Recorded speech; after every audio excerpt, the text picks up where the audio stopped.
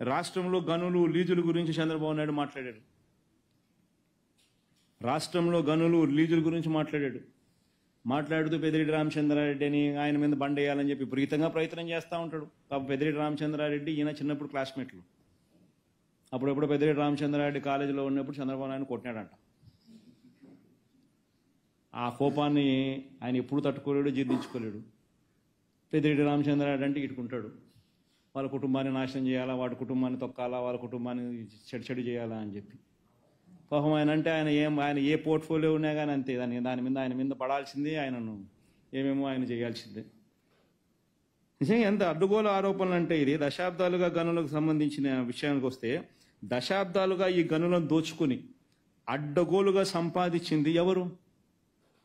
2018 ఈ minor and major ఖనిజాల కారణంగా, మైనర్ అండ్ మేజర్ మినరల్స్ కారణంగా 2018-19 చంద్రబాబు నాయుడు చివరి సంవత్సరంలో ఆదాయం ఎంత రాష్ట్ర ప్రభుత్వానికంటే 2210 crores, 2200 కోట్లు. ఈరోజు 2023-24లో మేజర్ అండ్ మైనర్ మినరల్స్ శాఖకు 4000 కోట్ల ఆదాయం. మేజర్ అండ్ మైనర్ ఖనిజాల కారణంగా వచ్చిన ఆదాయం 2018-19లో 2200 కోట్లు అయితే 2023-24లో 4000 కోట్లు. ఆదాయం 2200 కోట్ల నుంచి 4000 కోట్లకు పెంచితే కరప్షన్ జరుగుతుందా?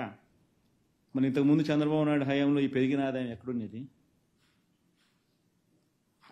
మాట్లాడేసరికి ఆలోచన ఉండాలి.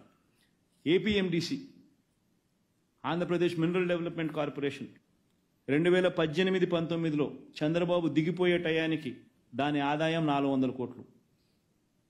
ఏపీఎండిసి ఆదాయం చంద్రబాబు నాయుడు దిగిపోయే టయానికి దాని ఆదాయం 400 కోట్లు. ఈరోజు దాని ఆదాయం 3000 కోట్లు పైచిలుకు. ఏపీఎండిసి ఆదాయం ఈరోజు 3000 కోట్లు పైచిలుకు 2023-24. ఆయన హయాం దిగిపోయే టయానికి 400 కోట్లు, 23-24 టయానికల్లా 3000 కోట్లు దాటింది. ఎక్కడ మనం మాట్లాడుతున్నాము? ఆరోపణలు చేసేసరికి ఏదైనా లాజిక్ ఉండాలా, ఏదైనా రీజన్ ఉండాలా? వైట్ పేపర్ అంటాం, అబద్ధాలు చెప్తాం. ఎంత మటుకు ధర్మం ఇది? ఏమంటే పెద్దిరెడ్డి రామచంద్రారెడ్డి మంత్రి, ఆయన మీద పడతాయాలి. ఏమన్నా పద్ధతి? ఇది ఏమన్నా చేసే ఆలోచన?